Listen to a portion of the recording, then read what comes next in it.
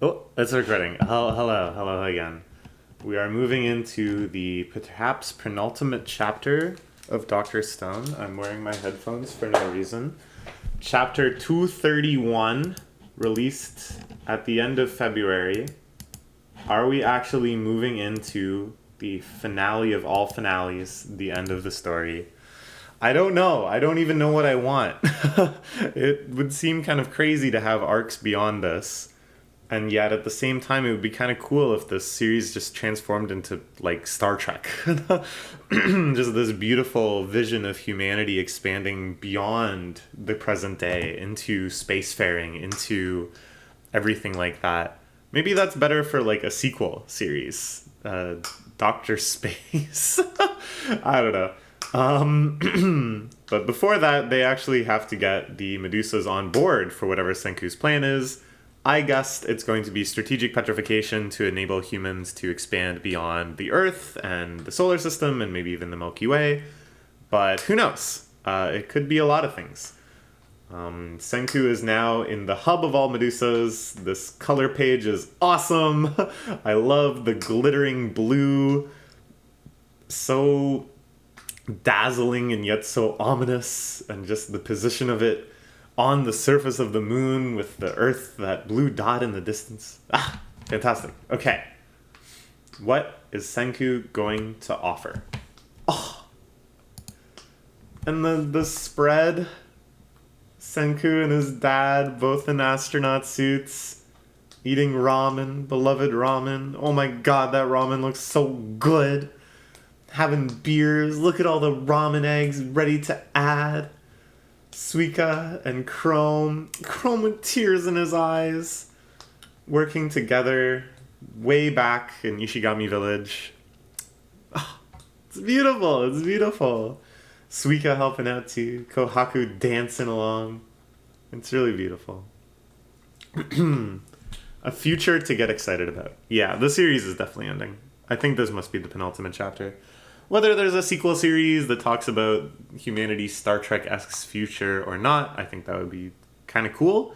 I've never seen a manga equivalent to Star Trek: The Next Generation before, and yet it's such a beloved show for me, a beloved show for so many people. I think it would be something very well suited to this medium, and I think these are the characters, these are the themes, this is the attitude that could do it. I don't know. I've gotten myself so worked up now for the interplanetary Dr. Stone sequel dream that I'm beginning to forget that this is entirely just within my own imagination. And I have no idea what's actually going to happen. But something to get excited about is happening. A future to get excited about. So you can float around a movie any which way you please, huh? Man, it's the mechanics behind that function. Like so. Capable of assuming your form. Sure, they build like a skeleton out of Medusas. Sure. Okay, so it's not just the strategic petrification. It's also that they can make anti-gravity spaceships. I think that's the other thing. Can you imagine how little propulsion you would need if you can just float your ship out of into Earth's orbit or whatever, into the escape velocity? How quickly you could propel things like that? Oh my gosh. It is, I think it's interplanetary travel. I think that's what they're building towards. Senku's already been petrified. Necessary intellect to replicate our kind is lacking by your kind. We now abandon this planet for another. Gift of petrification to be granted at this time. Do not flee. Uh-oh.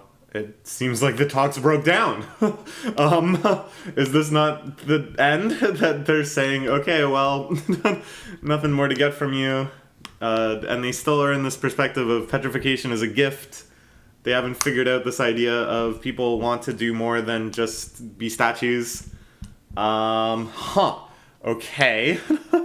Senku lost? Is that what I'm hearing here? Senku lost? The beams are coming. The petrifying light. Stanley has his anti-Medusa bazooka, but there's no way that it's going to be enough for this gigantic mass of Medusas.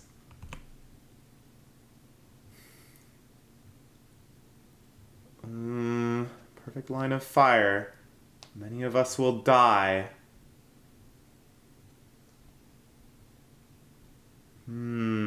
Okay. So, like, you gotta hear Senku out. This big mass of petrifying devices as a skull. It's interesting because for so long in this series, they've, like, anthropomorphized elements of science.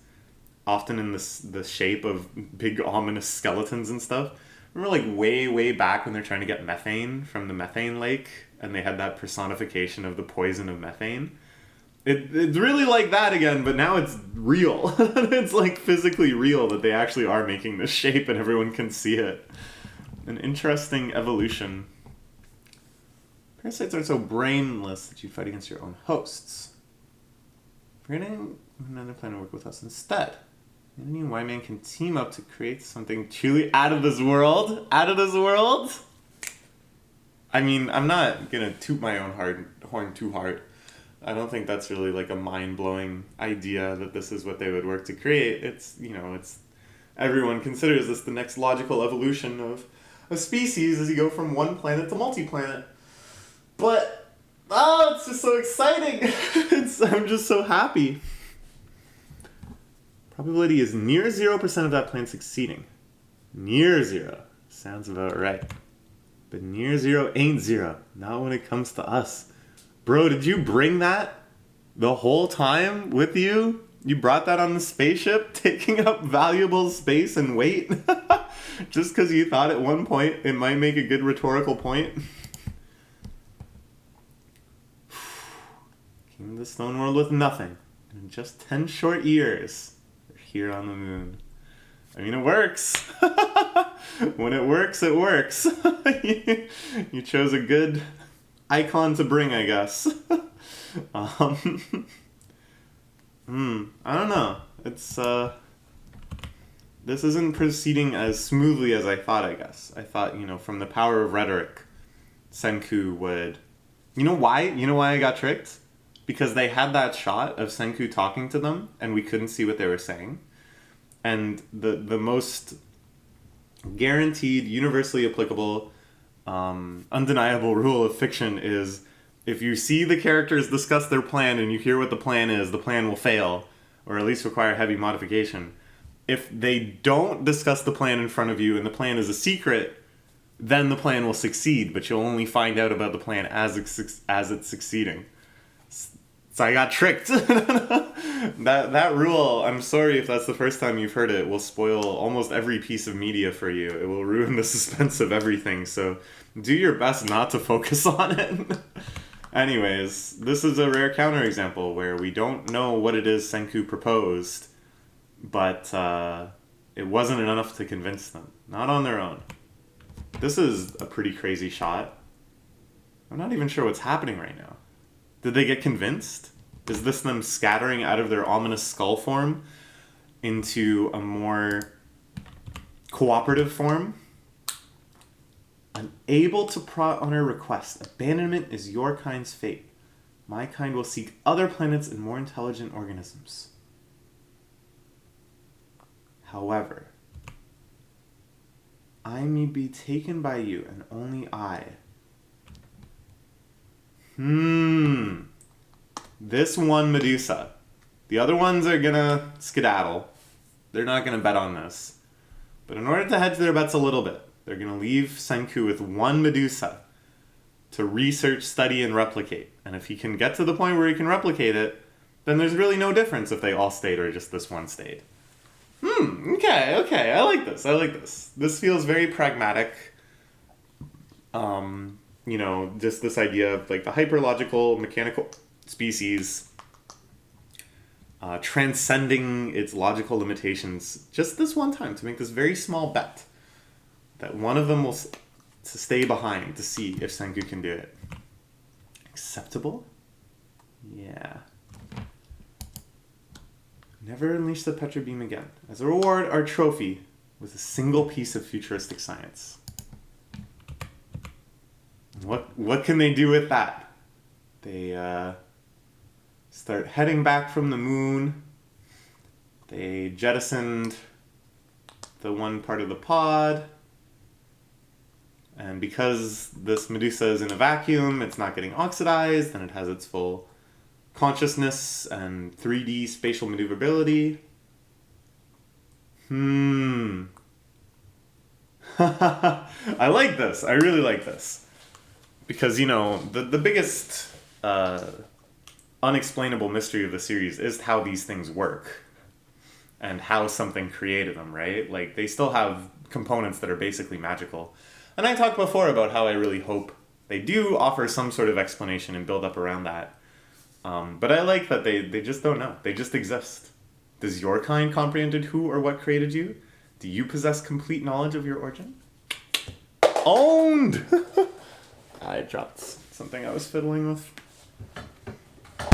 Ow! Oh, what a terrible chain reaction. I tried to kick it back towards me, and I slammed my knee on my desk. Anyways, it's one clever comeback. What even is life as we know it? Why do you like being petrified? Why is the promise of eternal life rejected? Why? Because it doesn't get me excited. Disadvantageous decision for any given organism. Why? All the why meant only you choose to stay behind because my idea got you hied up. It's nothing to do with survival. Asking why about all these unknowns is what gets us excited. Abnormal or not, we're 10 billion% guaranteed to have that weird urge. Okay. To be continued. It doesn't say to be concluded in the next chapter. I don't know. Could it be hiatus before this, turbo revolutionary genre switch into Star Trek style sci-fi? I don't know. I'm getting excited, even though, again, this is all in my head. I think thinking about it more pragmatically, the series, it's pretty popular, I think. It got an anime, and the anime, I don't think did particularly well. It wasn't super high budget. It wasn't like they put Attack on Titan or Boku no Hero Academia or Demon Slayer level of love into it, just to name some other big mangas that got big adaptations that really made them crossover hits. In the end, Dr. Stone, I think, is fated to be a little more niche, even though I personally think it's about the most interesting premise for a manga ever.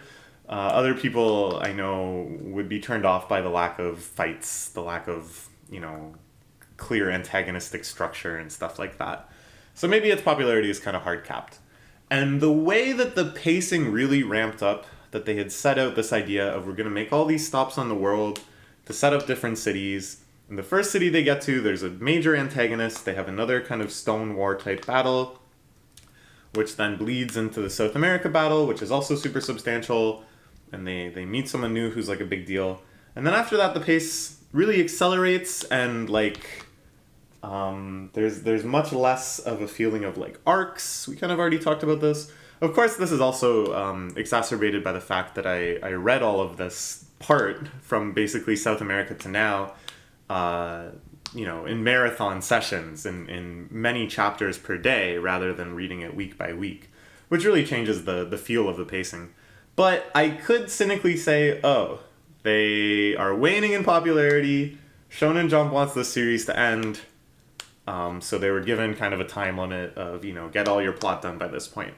Part of me does think that they actually wanted all of the stops on the world tour to be big substantial arcs, just like the America stop or the South America stop. There's certainly the potential for that, right? They easily could have written it like that if they wanted to. So the question becomes, why didn't they? If they have this golden goose that's laying golden eggs, why end it sooner than needs to happen if you actually have all of this awesome material for stories? Because I'm sure all of those arcs would have been fantastic if they did get full arcs. So I don't know. Again, this is all just me trying to feel out if the next chapter is really the last chapter. When, we can just read it and find out ourselves together. Okay, let's find out. See you tomorrow when we find out. Okay, bye.